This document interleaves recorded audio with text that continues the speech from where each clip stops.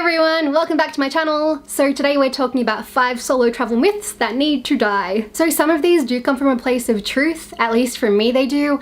I did let a lot of these stop me from traveling alone for a very long time, and I wish that someone had debunked these a little bit earlier, because when I started traveling by myself I realized that actually either the problems resolve themselves or they're just not as big a deal as I thought they were. So let's get into it. You do not have to be single to travel alone. You can be in any kind of relationship you want and travel alone. It is entirely up to you. It is your decision. Having said that, I know that there are some people who would rather not travel without their partner, and that is absolutely fine. But if your partner is fine with it and you're just a little bit worried about it, then it's actually not that big a deal. I kind of thought it would be a little bit weird, but I met so many people who were traveling without their partners that I was kind of blown away. I mean, it's just so normal, and I didn't realize that. So my partner didn't come with me because he had to work, because not everyone can take 5 months off from work. But that was the case for a lot of people that I met. Either their partners had to work, or they didn't have the cash but the other one did, or they just didn't want to travel to that part of the world and the other person did. There are just so many reasons, and there are a lot of people who are traveling not to meet people. There are so many ways that you can avoid being lonely when you're traveling solo. I covered some of them in my part 1 video, which I'll link up here, and I'm going to cover the rest of them in part 2. Basically, I often feel like the most socially awkward person in the world, and I was never lonely when I was overseas, like never. And I didn't know anyone when I left. I didn't really have plans to meet up with anyone.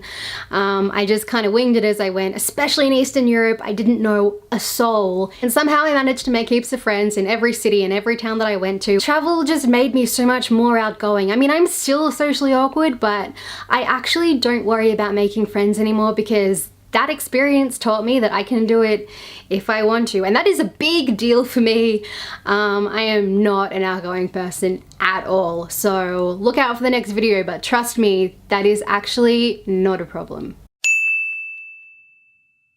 That is also surprisingly incorrect. That one actually surprised me the most. If you have traveled with anyone, you'll know that it kind of strains the relationship a little bit. It doesn't matter if it's your partner, your best friend, your family, whatever. Traveling with one person or many people usually puts a degree of strain on your relationship. One person wants to do this, the other person wants to do that. Every single decision you make, you have to take somebody else's feelings into consideration. If somebody else wants to see this castle, but you have a headache and you don't want to, they don't want to go by themselves, you kind of have to compromise. Every single day is a negotiation and a compromise. I backpacked through India and Southeast Asia with my boyfriend a few years ago, and you know, we've been together for a long time. We have still been together for a long time.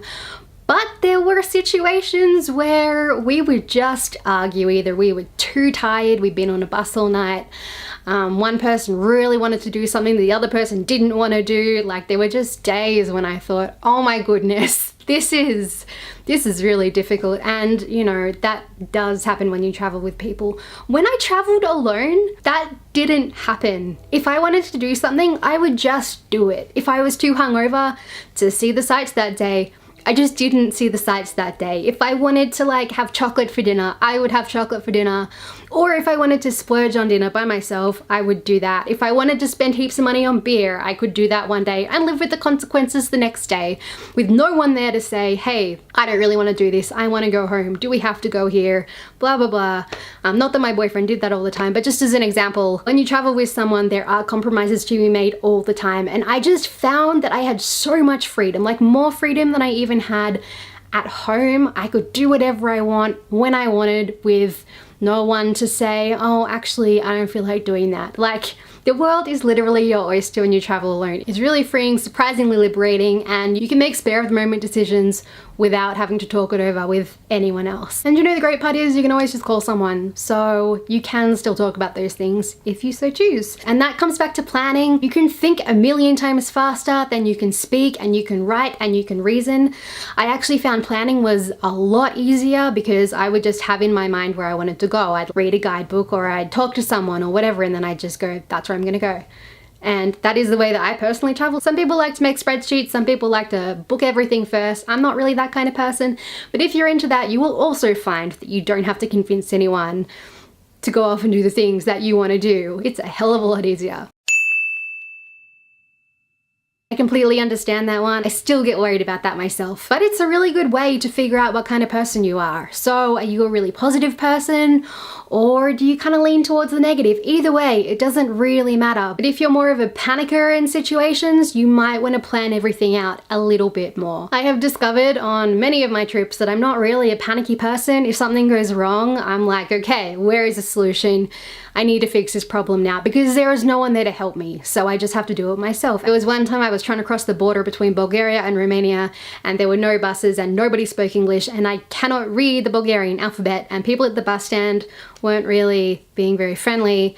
And I thought, okay, well, there's no bus. I can't go back to the hotel I was at. So what am I going to do? And so I looked at hotels that were in the area. I looked at other transport options. I looked at the train. I looked at all sorts of things. And in the end, I decided to catch a taxi over the border, because that was by far the most efficient and cheapest, when you count in hotels and everything, way of getting over the border. But I kept it calm. I kept it together. And the thing to remember is that I had a giant backpack. I had a backpack that was like the size of me. Like, people would comment on it. It was so large. I have regrets about the size of that backpack. I had to do all of these things while in the middle of a really hot day where nobody spoke English. Nobody would really help me. I didn't have a local SIM card because I wasn't in Bulgaria for long enough to get one. But I know that if I was with someone else, I would have kind of relied on them, and I would have gone, okay, well, what do you think we should do? And then the conversation just would have gone a little bit back and forth, because really in that situation, nobody knows what to do.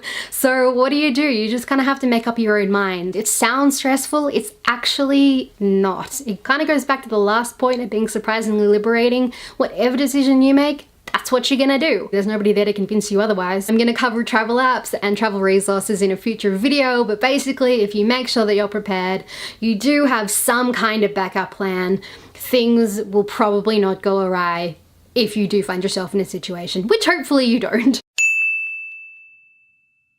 This is the one that I really hate the most, because yes, travel can be dangerous, and there are some places and some situations where it is probably more dangerous for women. However, I do not believe that the world is too dangerous for you to see it yourself. And there is a lot of fear perpetuated around solo female travel. I read an article about a year ago now, and it was called the 50 places women shouldn't travel alone. Not just 5 or anything, but 50. And it wasn't like the Gaza Strip or the middle of Syria or anything. It was places like Niagara Falls. And I just thought, what is going on? I had actually been to a lot of the places on that list, and I just didn't get the impression that those places were any more dangerous than anywhere else.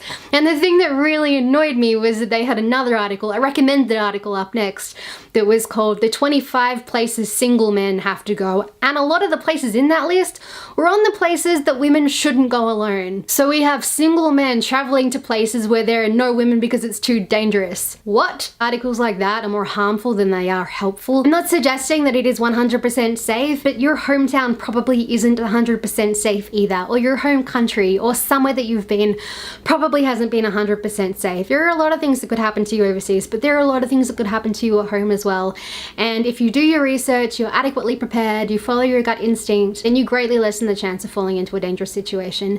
And as I said, traveling alone doesn't necessarily mean that you are lonely, and it doesn't have to mean that you travel alone the whole time. I met lots of people who'd met up with others on their travels, and then they decided to travel together for a while. If you find that you're really afraid, then maybe find someone like that. There are a lot of Facebook groups and resources that you can use to find someone to travel with, or you can travel with a friend. You don't have to travel alone. I'm not suggesting that everyone has to travel alone. I'm just saying I was a little bit scared that it was too dangerous. And then I got overseas, and people are kind of weird about Eastern Europe. They say that it's a little bit more dangerous, but I really did not have that feeling at all. If you feel like something's off, it probably is off, and you should probably get out of that situation. But just do your research first. Figure out where you're going to go. If you're really worried about it, then I suggest that you really plan it. Maybe go somewhere where you know a couple of people first, or you can always travel with someone. I'm not suggesting that everyone has to travel alone. It is not for everyone. I'm just trying to alleviate some of the fear that some people might have. So that's it. Those are the 5 travel myths that I think need to die. Let me know what you think in the comments below, and if you're interested, please subscribe. That would mean a lot to me. You can also follow me on Instagram, and I will talk to you in the next one. Bye!